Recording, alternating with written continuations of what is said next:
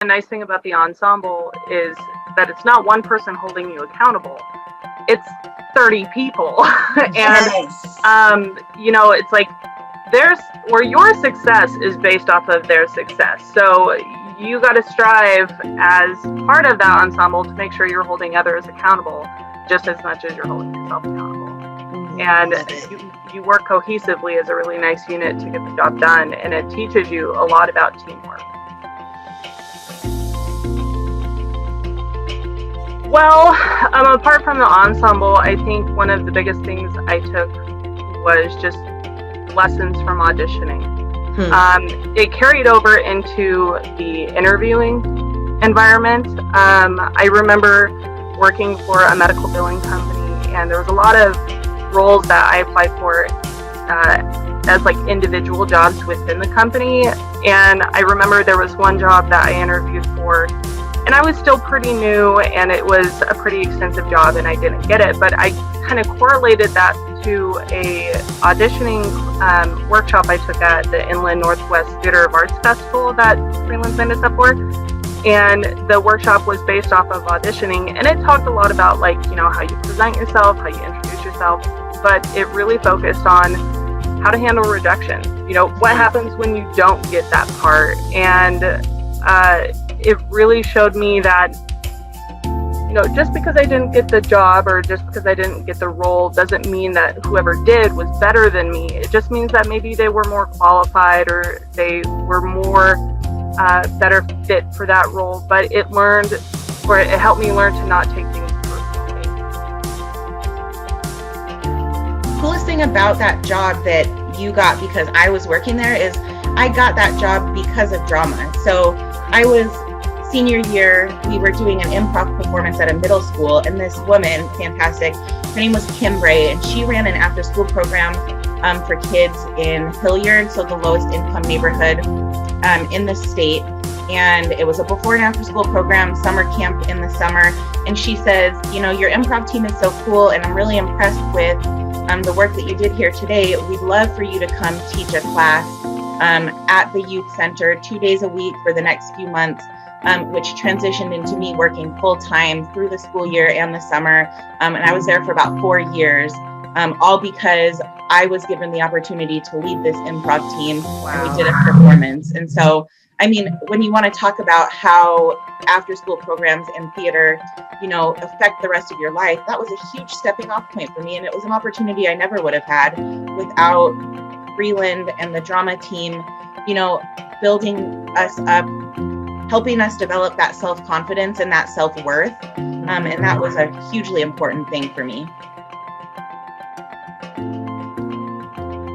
I guess I talked about being in special ed and stuff, and you brought up a good point with our area that we grew up in.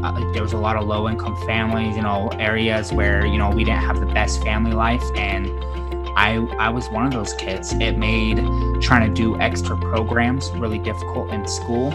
I had 4 older brothers, and we did not get along very well, and it was one of those places I could run to and get away from. I remember one day I got into a huge fight with my brother, and I ran to Rogers High School barefoot, crying my eyes out, and Freeland was still there. Sorry, it's kind of emotional for me, but Freeland was still there.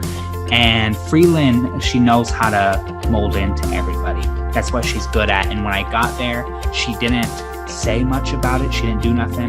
She just hugged me. And I don't know if she remembers that well, but that's all she did. She ended up hugging me. And then I realized, wow, I'm in a safe space. I'm in this space, where it's like I had all these struggles going on in life. I had, problems with school. I struggled in all these areas, but then I had this one space where I could go to, and it calmed everything down around me. It made me go, you know what? Forget about the home life I have. Forget that I can't afford the new sneakers or the new shirt.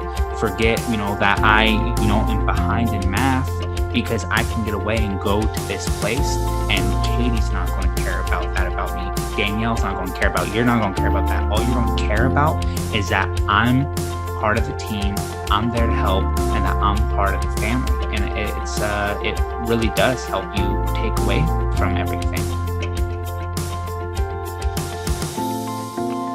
Well, you've talked about so many really important things, and I think that what I think about now, my words of wisdom or advice are: stay connected, love each other, get involved, find your niche, find your place where you can help, whether you're a student, you're an adult, you're a volunteer, you're a community member, because we can't let our lack of being able to be connecting in the same way due to the experiences of COVID get in the way of growing our kid and growing our community. And it's so important to realize that it is a partnership. If you've ever been on the stage or in the theater during a live production, the energy that the actors and the technicians put out to the audience is at top capacity, and they're giving their absolute all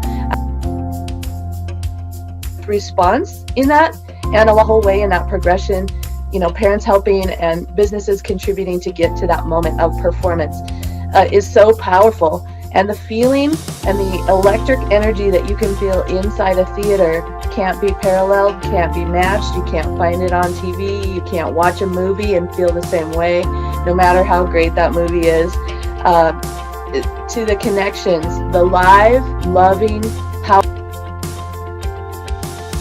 happen inside a theater. There's nothing like it.